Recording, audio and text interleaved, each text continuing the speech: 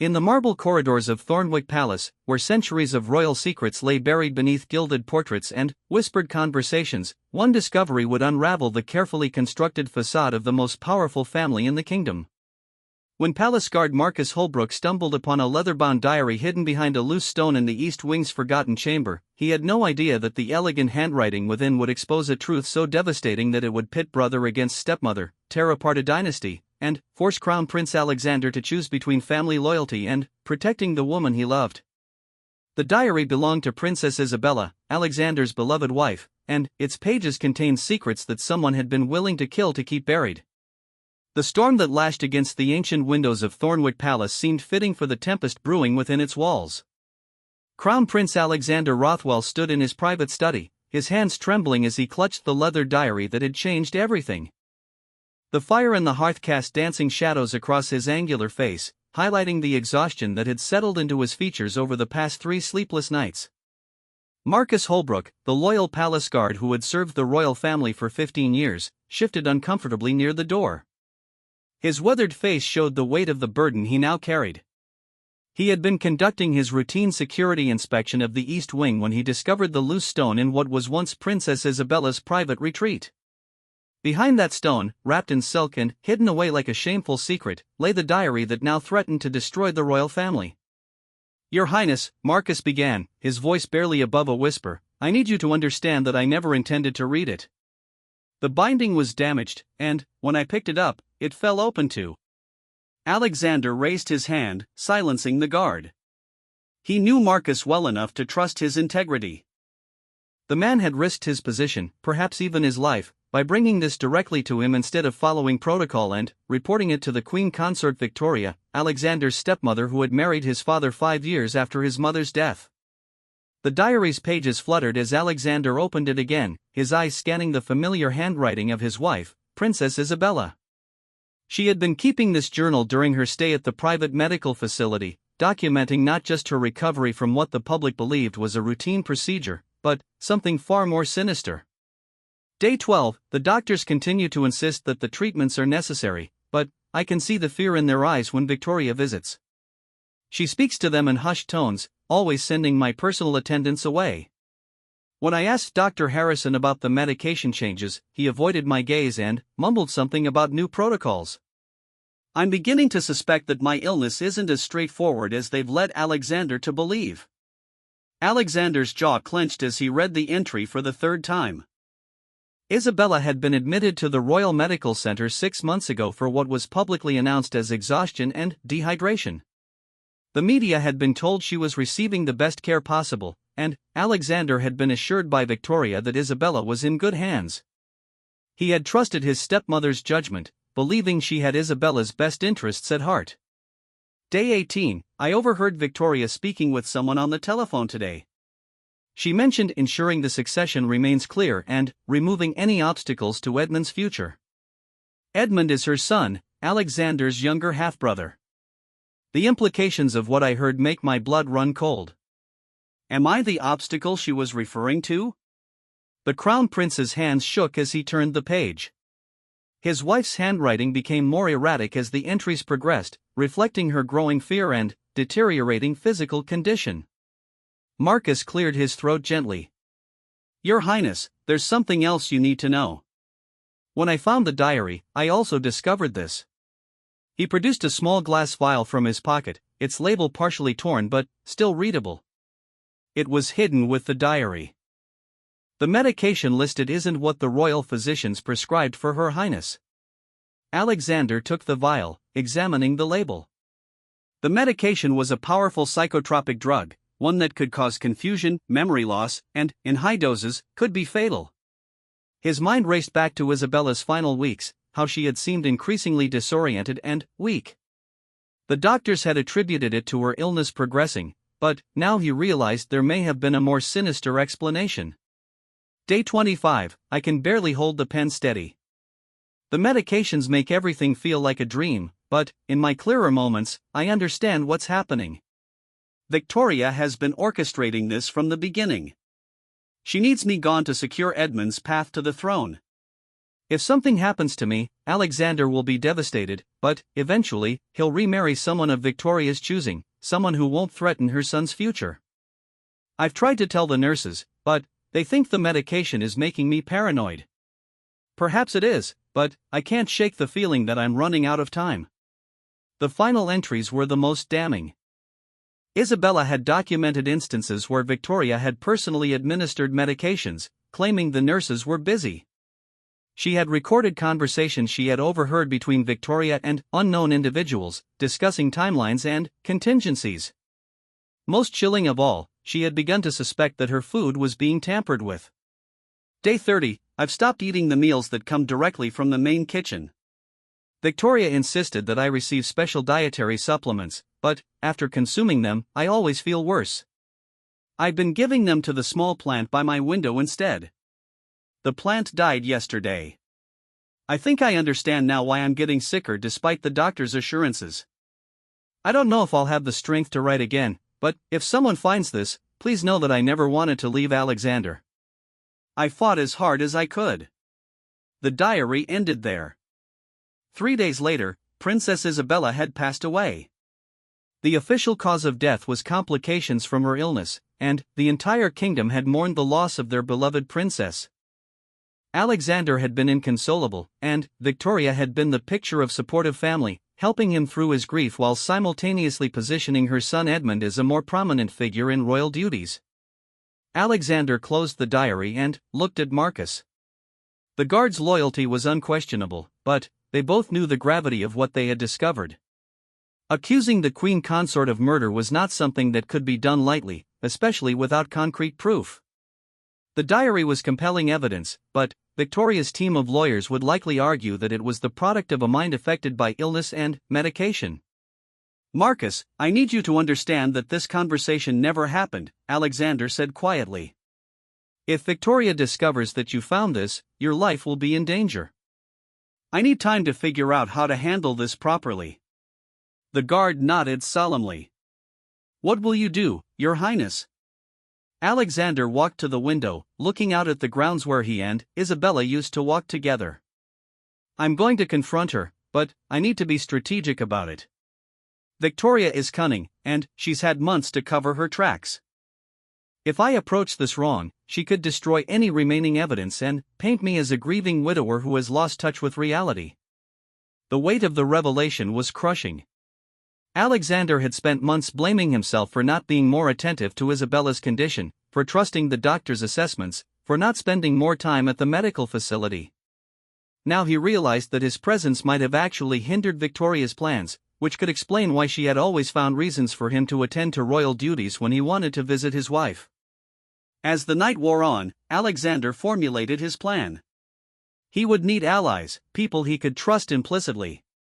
His uncle, Lord Chancellor Robert Ashford, had never liked Victoria and might be willing to listen.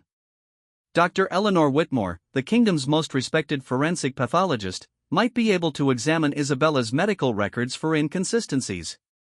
Most importantly, he would need to gather more evidence before making any accusations. The next morning arrived gray and cold, matching Alexander's mood as he prepared for what would be the most difficult conversation of his life. Victoria had requested a private meeting to discuss Edmund's upcoming ceremonial duties, but Alexander had his own agenda. He had spent the early hours reviewing Isabella's diary once more, memorizing key passages and dates that he could reference during their confrontation. Victoria entered the blue drawing room with her characteristic poise, her silver hair perfectly styled and her navy dress impeccably tailored. She had always been beautiful, with the kind of refined elegance that made her a natural fit for royal life.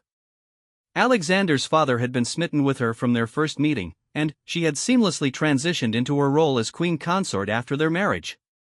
Alexander, darling, she said warmly, approaching to kiss his cheek.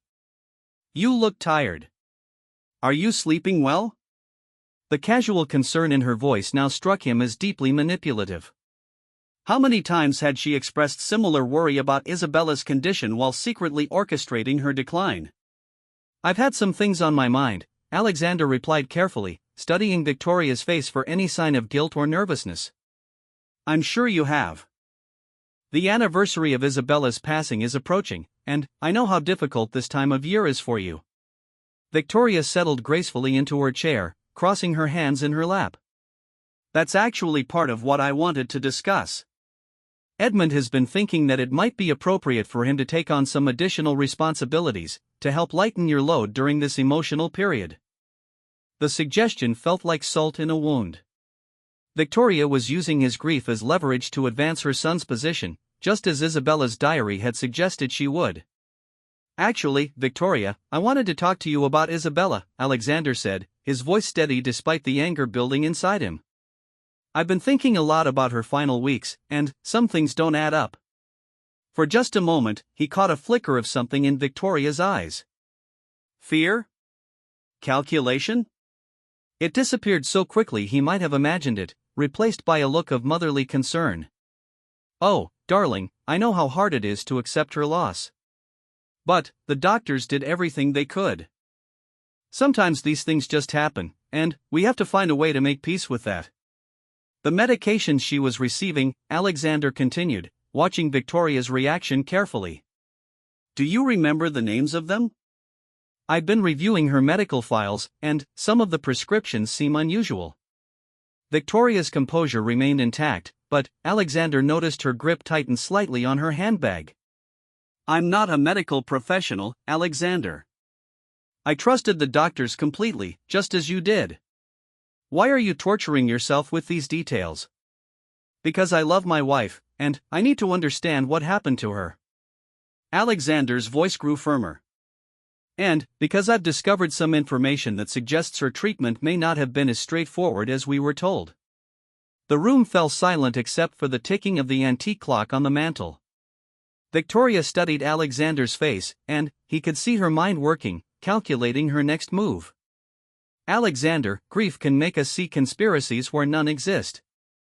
Isabella was very ill, and, despite everyone's best efforts, she couldn't be saved. I know you're looking for someone to blame, but sometimes tragedy just strikes without warning. It was a masterful response, positioning any accusations he might make as the product of grief-induced paranoia. But Alexander had expected this reaction, and he was prepared to push further. As the tension in the room built toward an inevitable confrontation, both Alexander and Victoria knew that the conversation was about far more than Isabella's medical care. It was about power, succession, and the lengths to which someone might go to secure their family's future. The next few moments would determine whether justice would prevail or whether Victoria's carefully constructed facade would continue to protect her from the consequences of her actions. The silence stretched between them like a chasm, each second amplifying the tension that filled the blue drawing room. Victoria's perfectly manicured fingers drummed once against her handbag before she caught herself and stilled them. Alexander recognized the gesture. It was something she did when she was thinking quickly, calculating her next move in what had always been a complex game of royal politics. Alexander, Victoria said finally, her voice taking on a tone of gentle reproach, I'm concerned about you. This obsession with Isabella's medical records isn't healthy. Perhaps you should speak with Dr. Matthews about your emotional state. The suggestion that he might need psychiatric evaluation was both insulting and telling. Alexander realized that Victoria was already positioning herself to discredit anything he might say about Isabella's death. If she could paint him as mentally unstable, any accusations he made would be dismissed as the ravings of a grief-stricken man. My emotional state is perfectly fine, Alexander replied evenly. What concerns me is discovering that my wife was being given medications that weren't prescribed by her primary physician. This time, Victoria's reaction was unmistakable. Her eyes widened slightly before she regained control, but Alexander had seen enough to know that he had struck a nerve. I don't know what you think you've found, but you're clearly misunderstanding something, Victoria said, rising from her chair with fluid grace. Isabella received the best care possible from the most qualified physicians in the kingdom. If you have questions about her treatment, you should direct them to Dr. Harrison. Dr. Harrison left the country rather suddenly, after Isabella's death, Alexander observed. In fact, he relocated to Switzerland with enough money to purchase a villa overlooking Lake Geneva. Quite a coincidence for someone on a physician's salary. Victoria's facade began to crack ever so slightly. Are you suggesting something improper? Because if you are, I think you should be very careful about making unfounded accusations. Alexander stood as well, his height advantage making him tower over his stepmother. I'm not suggesting anything, Victoria. I'm stating facts. Dr. Harrison received a substantial payment shortly after Isabella's funeral. The medication found in Isabella's system wasn't part of her prescribed treatment plan. And there are witnesses to conversations you had about removing obstacles to Edmund's future. The last statement was a calculated risk. While Isabella's diary mentioned overhearing such a conversation, Alexander had no way to verify whether anyone else had witnessed it. But Victoria's reaction told him everything he needed to know. You're being ridiculous, Victoria snapped, her composure finally beginning to slip. Edmund is barely 22 years old, and he's shown no interest in challenging your position as heir. This entire conversation is bordering on paranoia. Then, you won't mind if I have Isabella's body exhumed for a more thorough examination? Alexander asked quietly. The color drained from Victoria's face. For a moment, she looked like she might faint, but she recovered quickly, gripping the back of her chair for support. That would be a desecration of her memory, Victoria said, her voice shaking with what Alexander now recognized as fear rather than indignation. Isabella deserves to rest in peace, not be subjected to your conspiracy theories. My wife deserves justice, Alexander countered. And, if you're innocent, then, an examination would only confirm that her death was natural. Victoria moved toward the window, her back to Alexander as she composed herself. When she turned around, her expression had hardened into something cold and calculating that Alexander had never seen before. You want to know the truth? Victoria said, her voice dropping to barely above a whisper.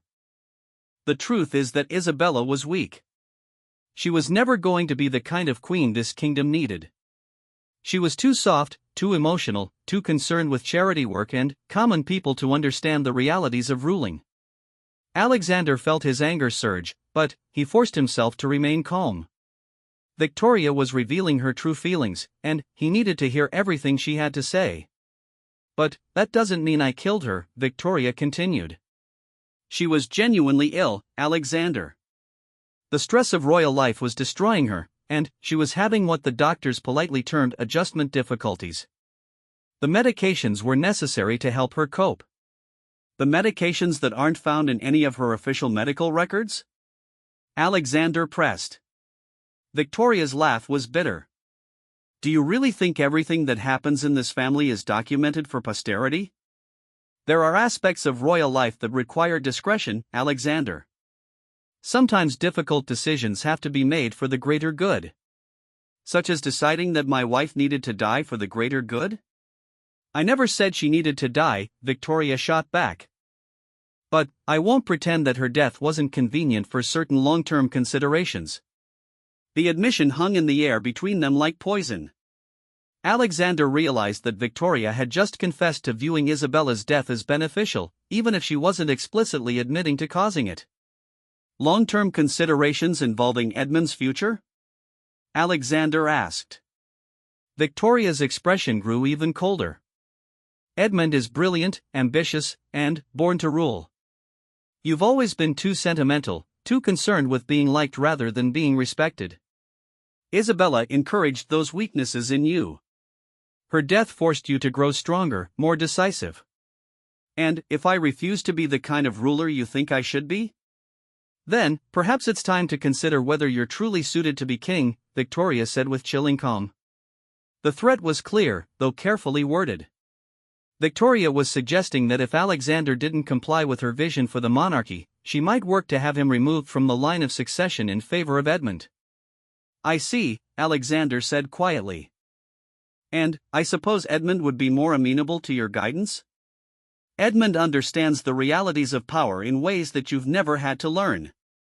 He knows that sometimes difficult choices must be made for the stability of the kingdom. Alexander felt a chill as he realized that Victoria had likely been grooming Edmund for years, filling his head with ideas about the necessity of ruthless pragmatism and leadership. His half-brother, whom he had always viewed as a somewhat naive young man more interested in horses and hunting than politics, might be far more dangerous than Alexander had imagined. does Edmund know about Isabella? Alexander asked. Victoria's hesitation lasted only a fraction of a second, but it was enough to provide Alexander with his answer. Edmund knows that Isabella was not the right queen for this kingdom, Victoria said carefully.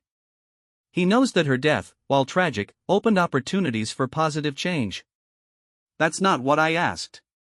Edmund is loyal to this family and to the crown, Victoria replied, deflecting the question. His loyalty is something you can count on, as long as you make the right decisions going forward. The implicit threat was becoming more explicit. Victoria was telling Alexander that his half-brother's support was conditional on Alexander falling in line with their agenda.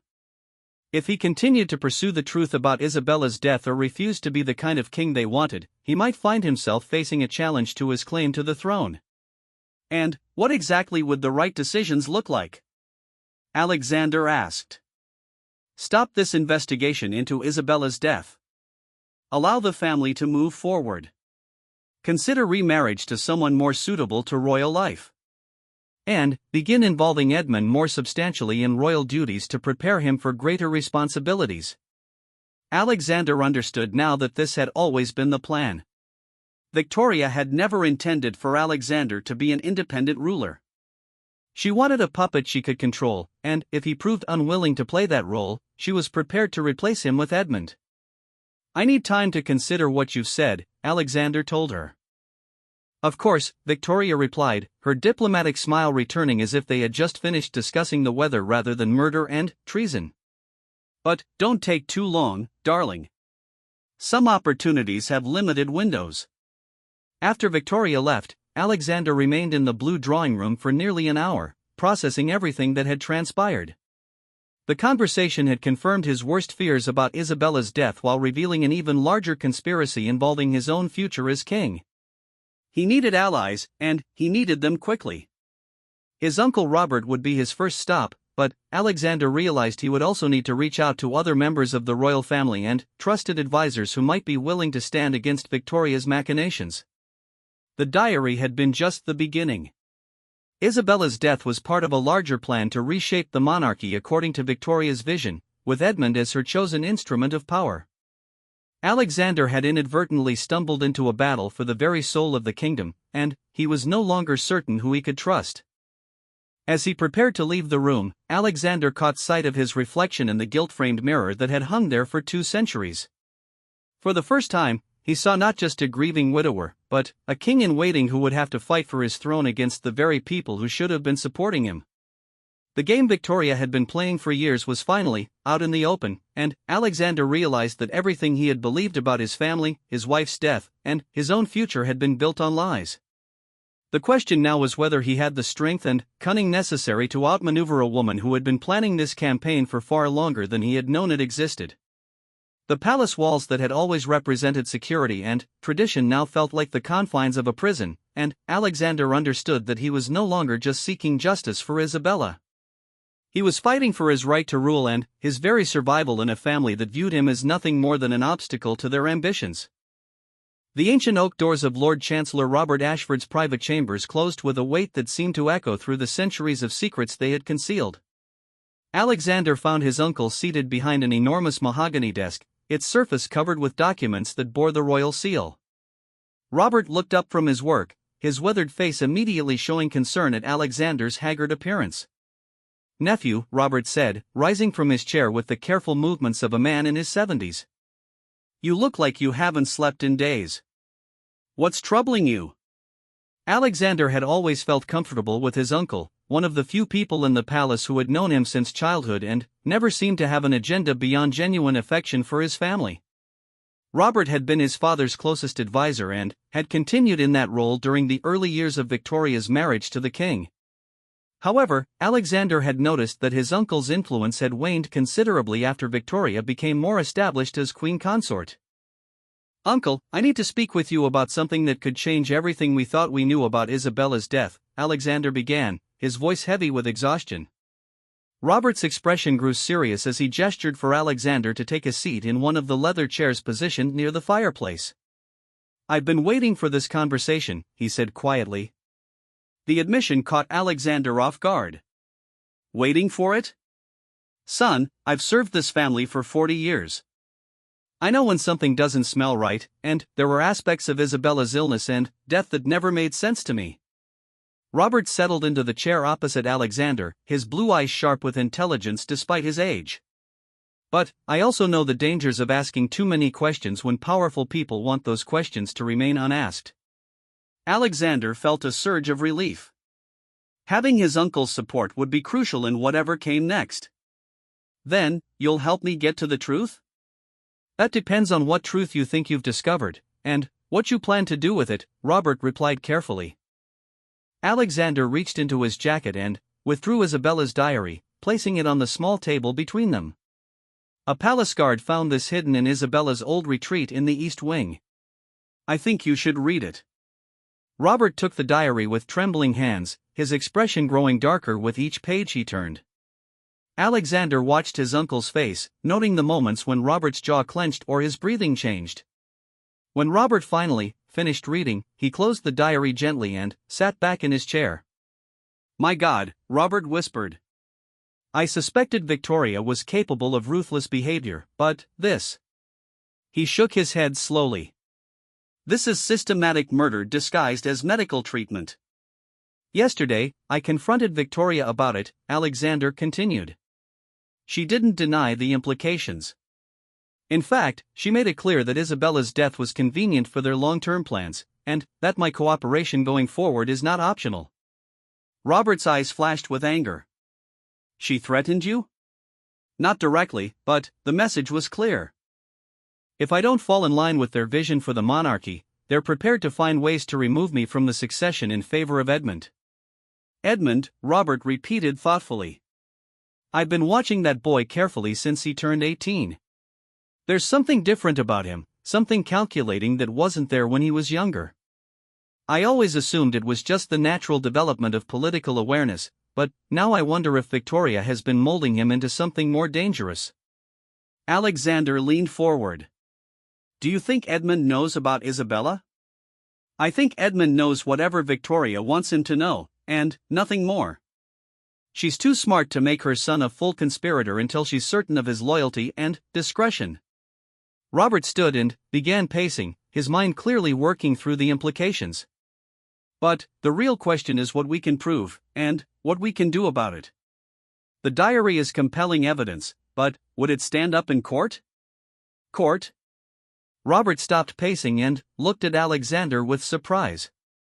Nephew, you can't seriously be considering taking this through normal legal channels. Victoria is the queen consort. Any attempt to prosecute her would require approval from the Prime Minister, Parliament, and, ultimately your father. Do you really think they would move against her based on a diary that could be dismissed as the paranoid ravings of a sick woman? The reality of their situation hit Alexander like a physical blow. Even with evidence of Victoria's guilt, the political realities of bringing down someone in her position were almost insurmountable. Then, what do you suggest? Robert returned to his chair, his expression grave. We need more evidence, and we need allies. People in positions of power who would benefit from Victoria's downfall and would be willing to support us when the time comes to make our move. Who did you have in mind? Prime Minister Harrison has never liked Victoria's influence over your father. She's repeatedly interfered with government policies, and Harrison has privately expressed concerns about her growing power. If we could present him with irrefutable evidence, he might be willing to act. Alexander nodded, though he wondered if the Prime Minister would have the political courage to move against the Queen Consort. Anyone else? Your cousin James has always been ambitious. He's fourth in line for the throne after you and Edmund, but if we could prove that Victoria murdered Isabella and was planning to manipulate the succession, James might see an opportunity to advance his own position by supporting us. The suggestion made Alexander uncomfortable. Using family ambition as leverage felt disturbingly similar to Victoria's own methods, but he recognized that they needed to be strategic about building a coalition. What about Dr. Eleanor Whitmore? Alexander asked. If we could convince her to examine Isabella's remains, her findings would be difficult to dispute. Eleanor is brilliant and honest, but she's also cautious. She won't risk her career without compelling evidence that would stand up to scrutiny. We would need more than the diary to convince her to perform an unauthorized examination. Robert moved to his desk and retrieved a leather portfolio. There is one avenue we haven't discussed. I have contacts in the intelligence services who might be willing to investigate Victoria's financial activities. If she was paying bribes or receiving money from foreign sources, those transactions would leave traces. You think she might be working for someone else? I think Victoria is primarily motivated by her desire to see Edmund on the throne, but she's also shown an unusual interest in certain foreign policy decisions. Last year, she lobbied hard for a trade agreement with a particular Eastern European country, despite objections from the Foreign Office. When I researched that country, I discovered they have significant investments in pharmaceutical companies. The implication was chilling. If Victoria had financial ties to foreign pharmaceutical interests, Isabella's death might have served multiple purposes beyond just clearing the path for Edmund's eventual succession. How do we proceed without alerting Victoria that we're investigating her? Very carefully, Robert replied. Victoria has spent years building a network of loyal supporters within the palace. There are people who report to her either because they're true believers in her vision or because they're afraid of what happens to those who oppose her. We have to assume that everything we do will eventually get back to her. Alexander felt the walls closing in around him. So we're fighting an enemy who has more resources, more allies, and years of preparation on her side? Yes, but we have advantages too. The truth is powerful, even when it's difficult to prove. People who have worked closely with Victoria have seen glimpses of her real nature, and some of them are beginning to have doubts about her methods. We also have the element of surprise. Victoria thinks she's successfully managed you, and she won't expect you to mount a serious challenge to her authority. Robert opened the portfolio and spread several documents across his desk. I've been quietly gathering information about Victoria's activities for the past 2 years. Financial records, travel itineraries, meeting schedules. Individually, these documents don't prove anything, but together they paint a picture of someone who has been systematically building power and influence while operating in the shadows. Alexander examined the documents, seeing patterns that he had never noticed before. Victoria's travels consistently coincided with political developments that benefited her positions. Her charitable foundation received donations from companies that later received favorable treatment in government contracts. Her social calendar included regular meetings with people who officially had no business with the royal family. This is impressive work, Uncle. Why haven't you acted on this before? Because suspicion isn't proof, and failed accusations against someone like Victoria would be worse than making no accusations at all. But Isabella's diary changes the equation.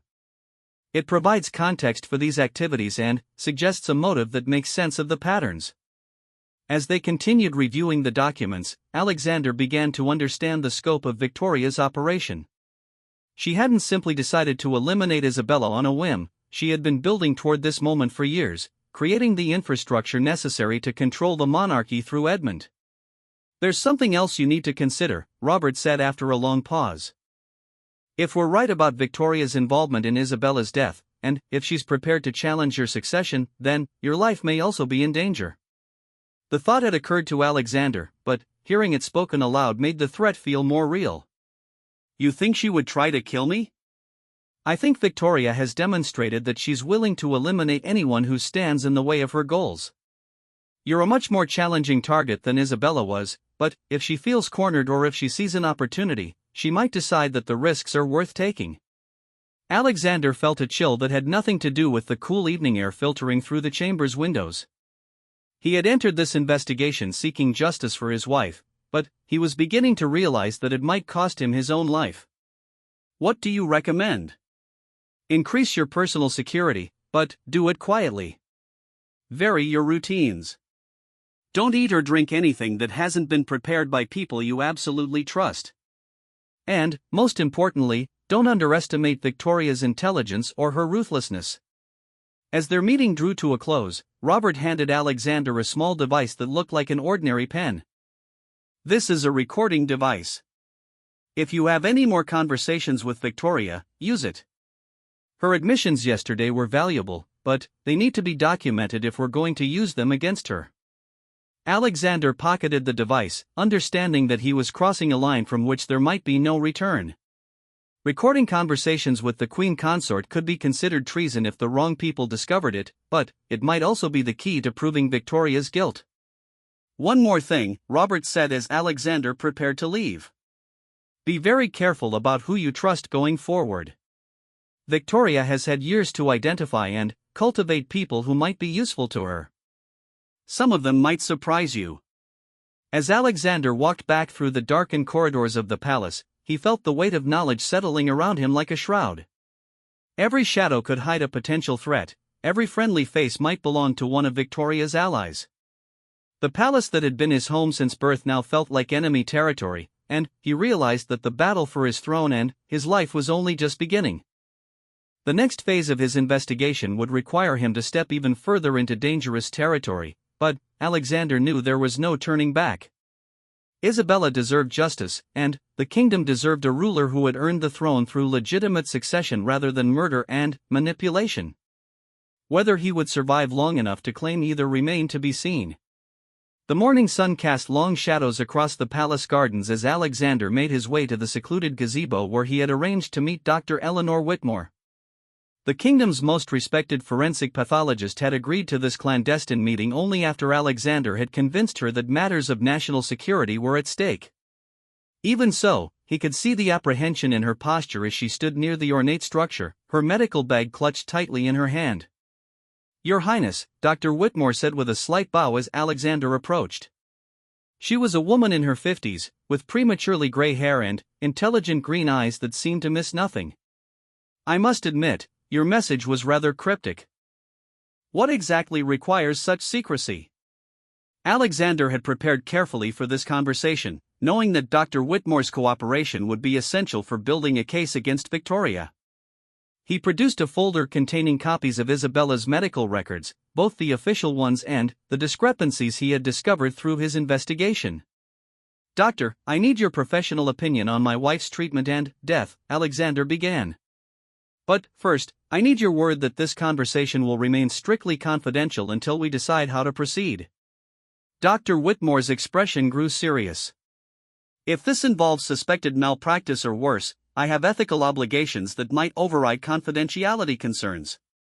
"I understand, and I'm hoping you'll help me determine exactly what those obligations require," Alexander replied, handing her the folder. As Dr. Whitmore reviewed the documents, Alexander watched her face for reactions. He could see the moment when she noticed the discrepancies between the official treatment plan and the actual medications found in Isabella's system. Her frown deepened as she compared laboratory results with physicians' notes. "This is highly irregular," she said after several minutes. "The medications listed in these toxicology reports weren't prescribed by any of the attending physicians. In fact, some of these combinations could be quite dangerous, particularly for someone in Princess Isabella's condition." "Dangerous how?" "This particular psychotropic medication, when combined with the cardiac drug she was officially receiving, could cause severe disorientation, memory loss, and potentially fatal heart arrhythmias. Any competent physician would know better than to prescribe them together." Alexander felt his suspicions being confirmed by an expert whose opinion would carry significant weight in any investigation. "Is there any legitimate medical reason why someone might have given her these drugs?" Dr. Whitmore continued studying the records, occasionally making notes in the margins. "Not based on the documented symptoms and condition. If anything, these medications would have worsened her prognosis significantly." "Doctor, I need to ask you something that may sound shocking," Alexander said carefully. "Is it possible that someone was deliberately poisoning my wife?" The accusation hung in the air between them like a thunderclap. Dr. Whitmore looked up from the documents, her face pale with the implications of what Alexander was suggesting. "Poisoning is a strong word, Your Highness. But these records do suggest that Princess Isabella was receiving medications that were not in her best medical interest, and that those medications may have contributed to her death." "Could you prove that if you were able to examine her remains?" Dr. Whitmore set down the folder and looked directly at Alexander. "Your Highness, What exactly are you asking me to do? I'm asking you to help me determine whether my wife was murdered, and, if so, by whom. The weight of the request was evident in Dr. Whitmore's expression. She understood that she was being asked to potentially expose a conspiracy at the highest levels of the royal family, with all the personal and professional risks that such an investigation would entail. If I were to conduct such an examination, I would need proper authorization and laboratory facilities that could guarantee the integrity of the results, she said slowly. What if I could provide both? Dr. Whitmore stood and began pacing around the gazebo, clearly struggling with the decision. Your Highness, if someone in the royal family is responsible for Princess Isabella's death, then investigating it puts both of us in considerable danger. I'm aware of the risks, Alexander replied. But I can't let my wife's murder go unpunished, regardless of who was responsible. You're certain it was murder? Alexander produced Isabella's diary from his jacket pocket. Read this, and, then, tell me what you think. Dr. Whitmore accepted the diary with trembling hands, her medical training making her approach the document as evidence rather than simply a personal account. As she read, Alexander could see her professional objectivity being challenged by the emotional impact of Isabella's words. My God, she whispered when she finished reading. If this is accurate, then, someone was systematically poisoning her while maintaining the facade of medical treatment. The person responsible is someone with access to the royal medical facilities, someone who could influence the attending physicians, and someone who had both motive and opportunity to orchestrate Isabella's death, Alexander said. Dr. Whitmore didn't need him to specify who he suspected, the implications were clear enough. Your Highness, I need you to understand what you're asking. If we proceed with an investigation and we're wrong, both of our careers and possibly our lives will be destroyed. If we're right, we'll be exposing a conspiracy that could destabilize the entire kingdom. And if we do nothing, a murderer remains free and in position to kill again, Alexander countered. The conversation was interrupted by the sound of footsteps approaching through the garden. Alexander tensed, wondering if they had been discovered, but relaxed slightly when he recognized the figure of Marcus Holbrook, the guard who had originally found Isabella's diary. Your Highness, Marcus said as he approached the gazebo. I apologize for interrupting, but there's something urgent you need to know. I've been conducting discreet inquiries as you requested, and I've discovered something troubling. Alexander introduced Marcus to Dr. Whitmore, explaining the guard's role in uncovering the truth about Isabella's death. Marcus nodded respectfully to the doctor before turning his attention back to Alexander. Sir, I've learned that Dr. Harrison, Princess Isabella's primary physician during her final weeks, didn't simply relocate to Switzerland as we initially thought. According to my sources, he's been seen in the company of several known intelligence operatives from foreign governments. The revelation added another layer of complexity to an already dangerous situation. If foreign powers were involved in Isabella's death, the conspiracy extended far beyond the royal family's internal politics. Which governments? Alexander asked. That's where it gets interesting, sir. The operatives are from the same Eastern European country that Queen Consort Victoria has been promoting for increased trade relations. The same country that has significant investments in pharmaceutical companies. Dr. Whitmore looked confused. What does this mean for our investigation? Alexander explained Robert's theory about Victoria's potential foreign connections, and how Isabella's death might have served multiple purposes beyond simply clearing the path for Edmund's succession. If Victoria was working with foreign interests, then Isabella's murder was not just about family politics, Alexander realized. It was about positioning someone controllable on the throne, someone who would advance policies beneficial to those foreign powers. Marcus nodded grimly. There's more, sir. I've also learned that several key positions within the palace security apparatus have been quietly filled with people who have personal connections to Queen Consort Victoria. The head of your personal protection detail, the supervisor of food services, even the coordinator of medical services have all been replaced within the past 2 years. The implications were staggering. Victoria had been systematically placing her allies in positions where they could monitor, influence, or potentially harm anyone who threatened her plans. Doctor, Alexander said, turning to Dr. Whitmore, I think you can see that this situation extends far beyond a simple case of medical malpractice. We're dealing with a conspiracy that threatens the independence of the kingdom itself. Dr. Whitmore sat down heavily on one of the gazebo's benches, clearly overwhelmed by the scope of what she was learning. Your Highness, even if I agree to help you, conducting a forensic examination of Princess Isabella's remains would require careful planning and absolute discretion. If Victoria's people discover what we're doing before we have conclusive results, the evidence could be destroyed and we could all end up dead. What would you need to conduct a proper examination? Alexander asked. Access to the royal crypt, laboratory facilities that are secure and independent, and tissue samples that haven't been contaminated or tampered with. Most importantly, I would need assurance that the results of the examination would be protected and properly presented to appropriate authorities. Marcus spoke up. Sir, I may be able to help with access to the crypt. I have contacts among the security staff who are loyal to the crown rather than to any individual member of the royal family. If we time it correctly, we could conduct the examination without alerting Victoria's people. Alexander felt a surge of hope.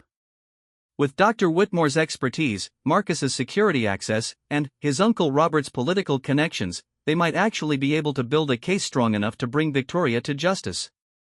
There's one more thing we need to consider, Dr. Whitmore said. If we're going to accuse Queen Consort Victoria of murder, we need to be prepared for her to fight back. She won't simply accept exposure and punishment quietly. She'll use every resource at her disposal to discredit us and protect herself. What kind of resources? Marcus asked. Political influence, media manipulation, character assassination, and, potentially violence, Alexander replied, thinking of his uncle's warnings about the dangers they faced. Victoria has spent years building a network of supporters and placing her people in key positions. When we move against her, she'll know almost immediately, and she'll have multiple ways to respond. Dr. Whitmore stood and gathered the documents they had been reviewing. Your Highness, I need 24 hours to consider everything you've told me. This decision will affect not just my life, but potentially the future of the kingdom. I want to be absolutely certain that we're pursuing the right course of action. Alexander understood her hesitation, but he also knew that time was working against them.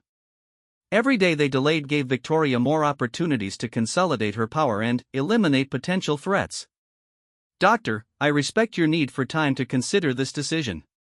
But I want you to understand that if we don't act soon, Victoria may make the choice for us by eliminating anyone who poses a threat to her plans. As they prepared to part ways, Alexander felt the weight of leadership settling on his shoulders in a way it never had before. The decisions he made in the coming days would determine not just whether justice was served for Isabella's murder, but whether he would live to claim his rightful place as king, and whether the kingdom would remain independent or fall under the influence of foreign powers working through Victoria's conspiracy. The game Victoria had been playing for years was approaching its endgame, and Alexander realized that he had only just begun to understand the true scope of the forces arrayed against him. The royal crypt beneath Thornwick Cathedral lay shrouded in darkness that seemed to press against the feeble light cast by Dr. Whitmore's specialized forensic lamps. Alexander stood beside Isabella's marble sarcophagus, his heart heavy with the knowledge that he was about to disturb his beloved wife's rest in pursuit of justice. Marcus had successfully arranged for their clandestine access to the crypt, ensuring that the guards on duty were men whose loyalty to the crown exceeded their fear of Victoria's retribution. Dr. Whitmore worked with methodical precision, her trained hands steady despite the gravity of what they were attempting. She had agreed to conduct the examination after spending a sleepless night reviewing the evidence and consulting with trusted colleagues who confirmed her assessment that the medication combinations found in Isabella's system were not just inappropriate, but potentially lethal. The preservation is better than I expected, Dr. Whitmore murmured as she carefully collected tissue samples. The royal embalming process, while thorough, shouldn't interfere with detecting the specific toxins we're looking for. Alexander watched in respectful silence as the doctor worked, each sample she collected representing another piece of evidence that might finally prove Victoria's guilt. The process was deeply disturbing on an emotional level, but Alexander forced himself to focus on the larger purpose they were serving. How long before we have results? Alexander asked quietly.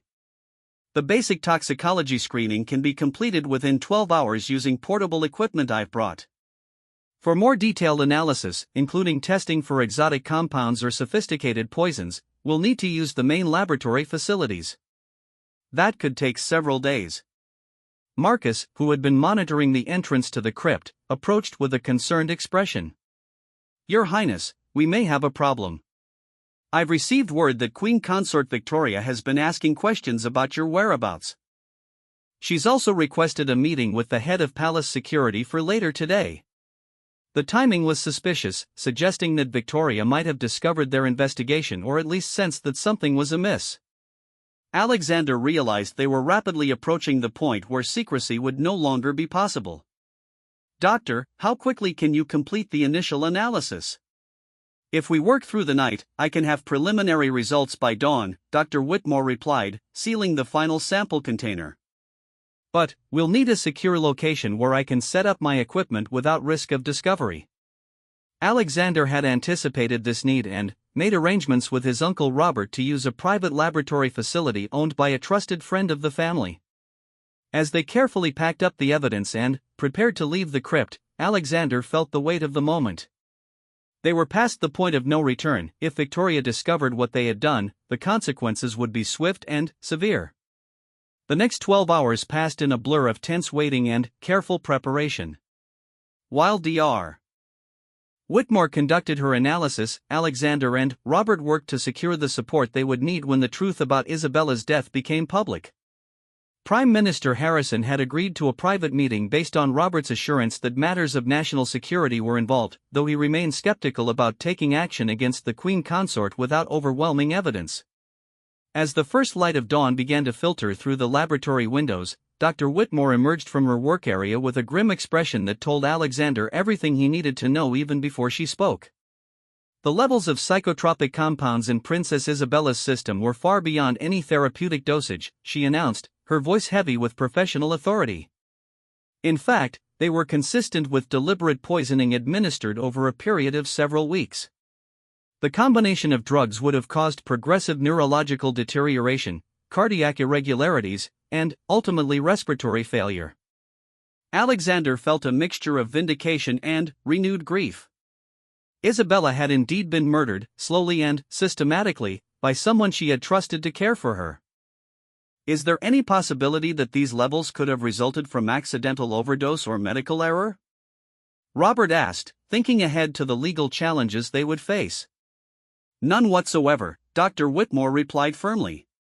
The specific combination and dosage patterns indicate deliberate administration by someone with sophisticated knowledge of pharmacology. This was not the work of an amateur. Armed with conclusive forensic evidence, Alexander knew the time had come to present their findings to the proper authorities.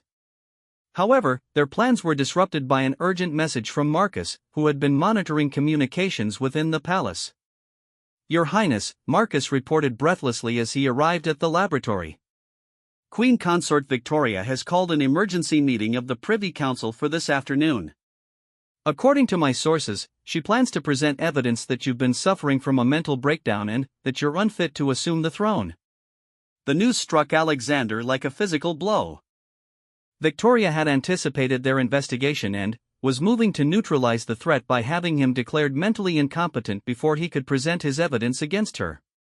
What kind of evidence could she possibly have? Alexander demanded. Testimony from palace staff about your recent erratic behavior, reports from physicians about your emotional state following Princess Isabella's death, and, apparently, some kind of documentation suggesting that you've been making paranoid accusations against members of your own family, Marcus explained. Alexander realized that Victoria had been planning this contingency for months, carefully gathering ammunition she could use to discredit him if he became a threat to her plans. Every conversation he'd had with palace staff, every moment of grief he displayed following Isabella's death, had been documented and twisted to support a narrative of mental instability. We need to move faster than planned, Robert said urgently.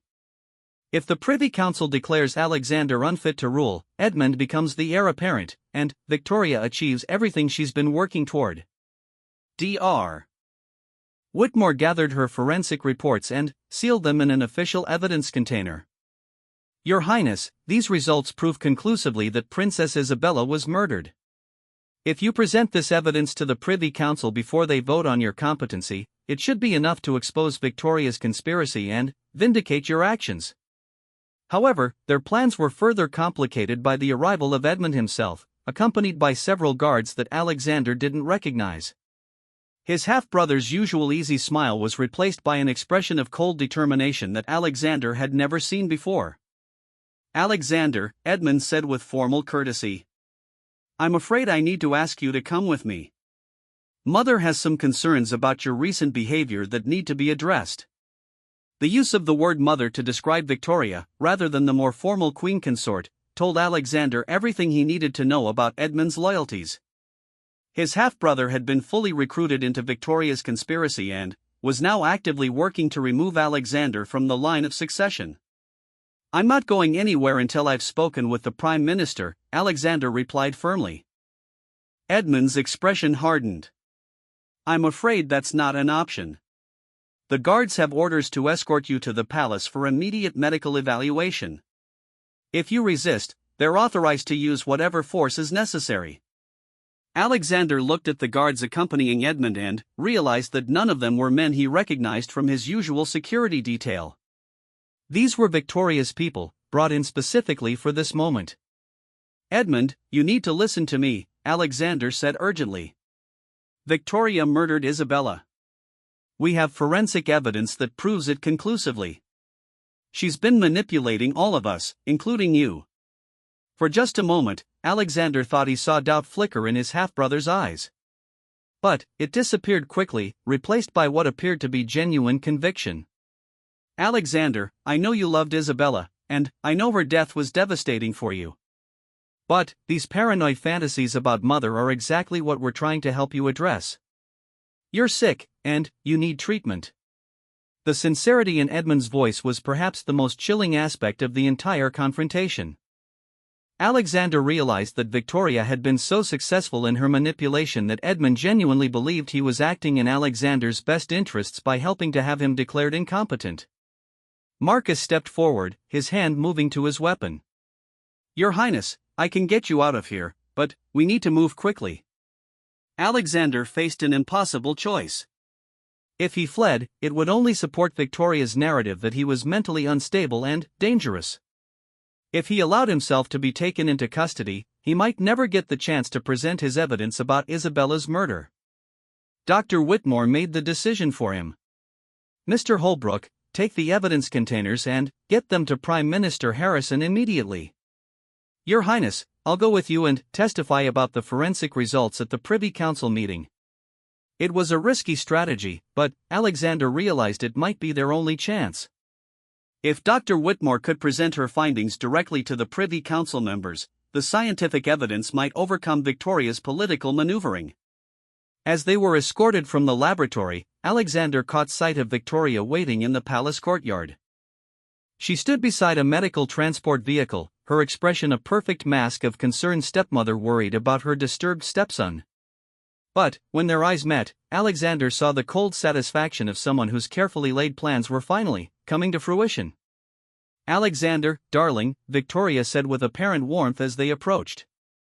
"I know this is difficult, but Dr. Matthews is waiting to help you through this crisis. Once you've had proper treatment, you'll be able to see that these delusions about Isabella's death were just your mind's way of coping with grief." The mention of Dr. Matthews, the palace psychiatrist who had always been one of Victoria's supporters, confirmed Alexander's worst fears about what kind of treatment was being planned for him. "Victoria," Alexander said quietly, his voice carrying clearly in the morning air, "I know what you did to Isabella. I have proof of how you poisoned her, and I know about your foreign connections. This isn't over." Victoria's mask slipped for just an instant, revealing the cold fury beneath her motherly concern. "Oh, my dear boy," she said softly, "I'm afraid it is." As Alexander was loaded into the medical transport, he caught sight of Marcus disappearing into the morning crowds of the city, carrying the evidence that represented their last hope for justice. The game Victoria had been playing for years was reaching its climax, and Alexander realized that the next few hours would determine not just his own fate, but the future of the entire kingdom. the vehicle pulled away from the palace, carrying Alexander toward what Victoria intended to be his final defeat.